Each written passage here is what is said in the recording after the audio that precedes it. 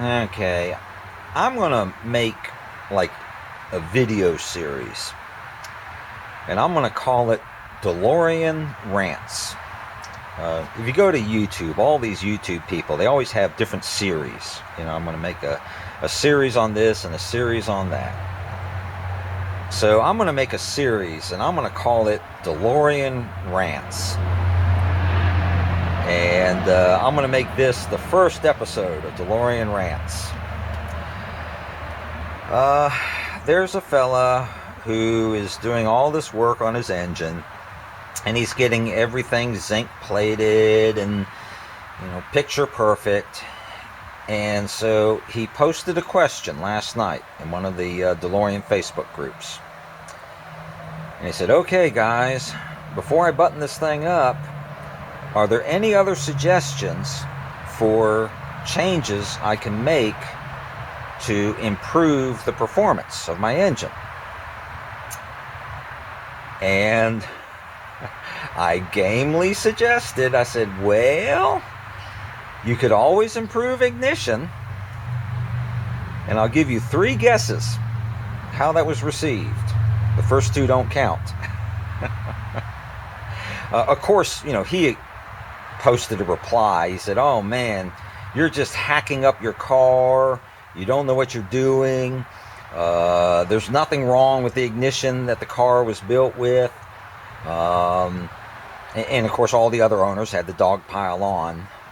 Whenever somebody's being fussed at in these Facebook groups, everybody has to, join in the scrum, and it becomes a big gauntlet. But and this is the damnedest thing, okay? I call these people the DeLorean purists, right?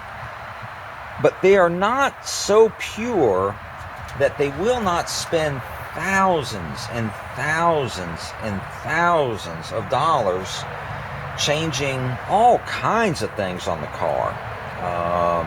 Everything from the suspension to doodads you can put on the engine. There's this thing called the K&N cold air intake, and everybody got to put one of those on their engine. And the way I see it, they're all looking for that silver bullet that will make all their DeLorean problems go away. What's the missing piece, the missing magic ingredient that will suddenly transform my DeLorean into a functional and reliable car? And my experience has been that if you suggest improving ignition, brains will start to explode, and they will just come totally unhinged. And this is the damnedest thing, okay? Let's talk about the spark plug gap, the DeLorean spark plug gap, the gap that these cars were built with, which is a standard Bosch spark plug gap, which is 0.024 inches. All right. Now, that is you have to understand, the spark plug gap acts as a voltage regulator, very rudimentary voltage regulator. However much voltage it takes to jump the gap, that is the most that the ignition coil will ever discharge. Okay? It has to continue discharging voltage until it has discharged enough that it jumps the gap. And then once it jumps the gap, that's it. It won't discharge a single volt more, even if it's capable of discharging more. So, the 0.024 inch plug gap is an indicator of the lower voltage, comparatively lower voltage, that DeLorean ignition is operating at compared to its 1981 contemporaries. And you don't have to take my word for it. Go to your friendly neighborhood parts house and look up on their computer system the tune-up specification for other 1981 year model vehicles. Any Ford 1981 year model Ford, any particular vehicle model, doesn't matter what it is, your spark plug gap is going to be somewhere between 0.045 and 0.048 inches.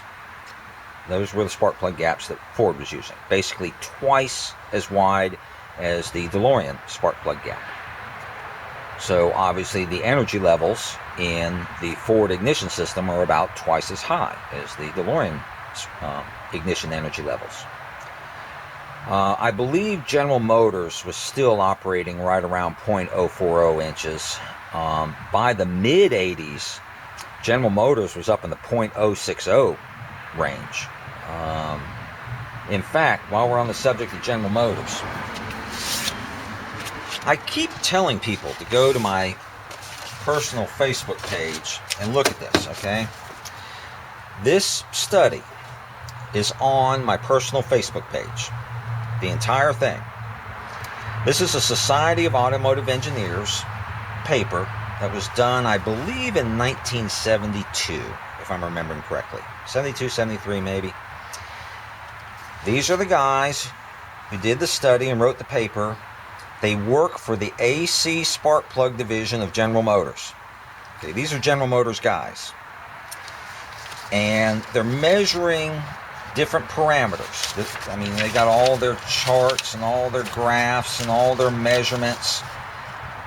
And if you only want to read one page, just fast forward to page number 60. Okay, this is the summary and conclusion. Just fast forward to page 60. Extended gap locations. That's how far the spark plug is sticking into the cylinder. Wider gap size. Right, there it is in black and white. Wider gap size and higher spark energy levels. Remember, the spark plug gap acts as your voltage regulator, are the most significant parameters that reduce the cyclic combustion variation. You get more consistent combustion and the unburned hydrocarbons. You get cleaner combustion. You get better combustion, cleaner combustion, more consistent combustion. And that's why all the car companies went to HEI in the 1970s. Not just Ford, General Motors, and Chrysler. In fact, I believe Chrysler was the first one to market. I think Chrysler beat everybody to market with high energy ignition, although only General Motors calls it HEI. Okay, that's a General Motors trademark. All the other car companies use ignition systems with similar operating parameters, but only General Motors calls it HEI. Like Ford called theirs DuraSpark. And it's not just the Americans. Every single Japanese import, every Toyota, every Mazda, every Datsun, they're all running high energy ignition. And you don't have to take my word for it. Go to your parts house, look up the tune-up specifications for a 1981 Celica, 1981 RX-7, 1981 Datsun 210. They're all going to be at least 0.035 inches, if not more. And the only way they could be that big is if they're running higher energy ignition, higher energy levels in the ignition than DeLorean. The DeLorean 0.024 spark plug gap is basically a breaker point ignition spark plug gap. That's the size spark plug gap you would have gotten in the 1960s with breaker point ignition, which had to operate at lower energy levels because otherwise you would end up damaging the points and potentially even weld them together, the breaker points inside the distributor. So you had to limit the amount of current that you're getting in a breaker point ignition system due to the limitations of the breaker points, but these are all electronically operated. There are no breaker points. So there's no reason to limit the energy level in your ignition. And as this study demonstrates, there's every reason not to. And so all those people who say that I'm just making this stuff up, no. That is on my personal Facebook page. Go look it up. Or go to the parts house and look up the spark plug gap on any 1981 year model vehicle. You pick it. The only little .024 inch plug gaps you're going to find are going to be on European imports like Volvo that are running Bosch ignition, because Bosch apparently didn't get the memo.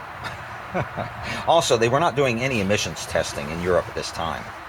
Europe didn't start doing emissions testing until 1992. So there's absolutely no penalty for the things that they were mentioning in that SAE paper, like the unburned hydrocarbons. It doesn't matter.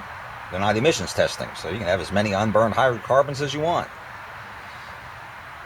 But anyway, let me conclude this rant by, once again, because it's also clear these people just don't understand what HEI is or what it involves, which is nothing. It is a fraction of what they spend money on. I mean, they will tear their entire suspension systems apart, and they'll be putting on all kinds of custom engineered trailing arms and lower control arms, and I mean, they will spend thousands and thousands and thousands of dollars, and I don't know how many hours it takes to install all this crap. All you need for HEI, you are going to have to buy a new ignition coil. Okay? The difference between an HEI caliber coil and a traditional coil like what you'd get with breaker points is the ratio of windings. Okay? The HEI coil has a higher ratio of secondary windings to the primary windings than you would get in like the Bosch blue coil that the car was built with. And they can tolerate the higher energy demands of HEI without even batting an eyelash. I have a video where I zap my coil with a infrared temperature gun, and it's running, I don't know, 130 degrees, 125, 130 degrees. Nowhere near. One of the complaints people make is that the coil gets too hot. You damage the coil because it gets too hot. You know, nonsense. That's a Pertronix ignition coil there from Advance. AutoZone does not sell Pertronix. They sell an off-brand called Acel. And I'm a total Pertronix snob. Every vehicle I own runs a Pertronix coil, including the Volvo over there. My Volvo runs HEI. But the coil comes with a data sheet, or a little instruction sheet in the coil. And the instruction sheet says in black and white that the coil can handle full system, charging system voltage. Pertronix themselves will tell you that. And I can verify it because every vehicle I own runs a Pertronix coil at full system voltage. And that's the thing. HEI is like a three-legged stool. That's the analogy I use when I try to explain to people. There are three things that you need for HEI. You need all three. You can't leave one of them off, otherwise it's like a two-legged stool. It won't work. And the only thing that you have to buy is a better coil, because the second leg of the stool is voltage into the coil. This is the resistor grid that the car was built with. You see, I don't use it. The only reason I have it in the car is because I sometimes make videos that emulate stock ignition, and I have to be able to, you know, recreate the voltages and the things that go along with stock ignition. So I've left the resistor grid in the car, but I don't use it. This is a common terminal here, so it's joining together. This is white. It's a different color because it's a fuse link. This is white with yellow going back over to the coil, and so they're just joined together on that common terminal.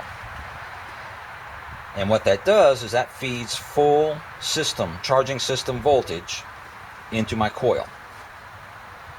And then the third thing you need, of course, is the wider spark plug gap. Just like I've been telling you. Go to your parts house and look up the spark plug gap on a 1981 Mustang, 1981 Camaro, 1981 Celica, 1981 RX-7.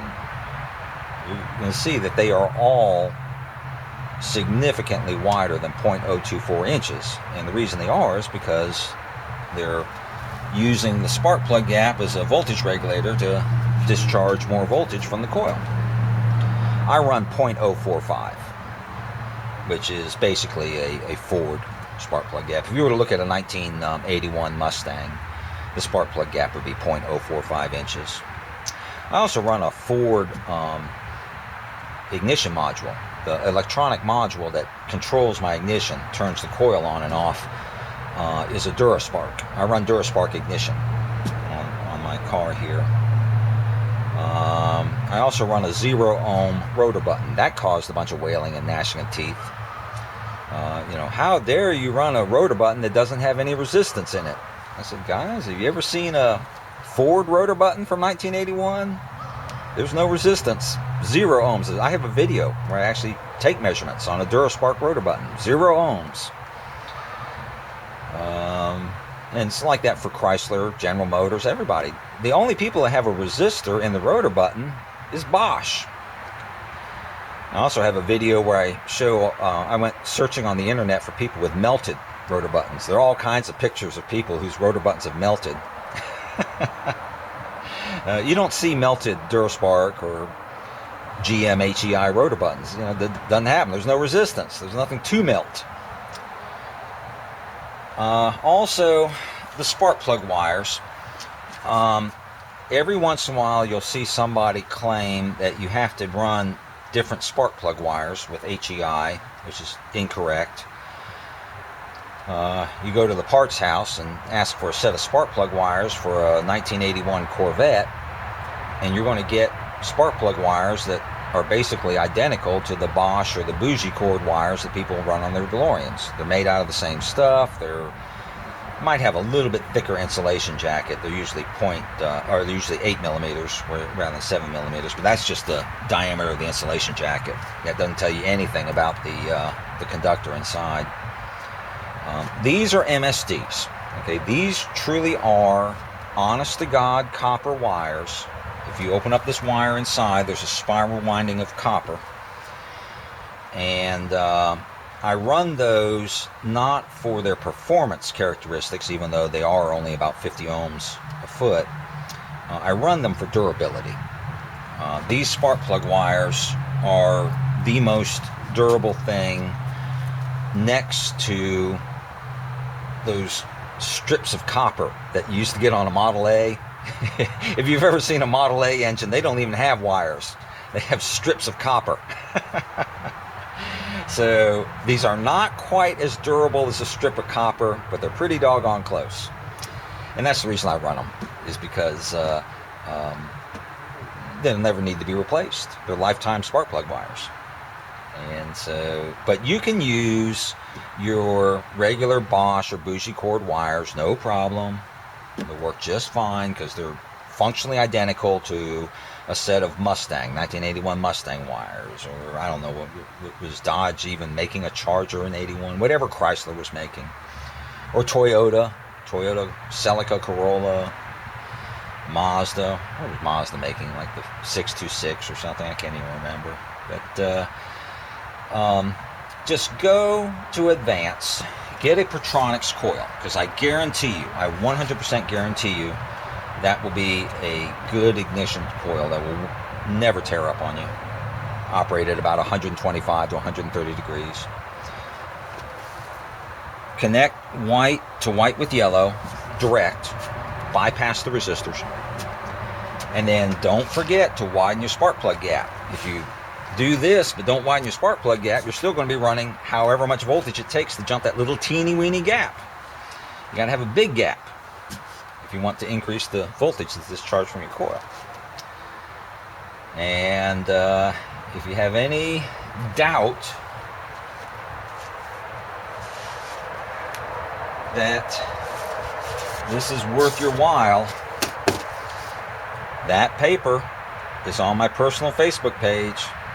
Go check it out and read it. Bare minimum. Fast forward to page 60. That's their conclusion. You can look at all their data if you want to. So that's my rant. And this is my high energy ignition. And if you want to see, I took this car for a test drive earlier today. This is a carb conversion for somebody that I'm test driving. And so I took it out for a test drive earlier today.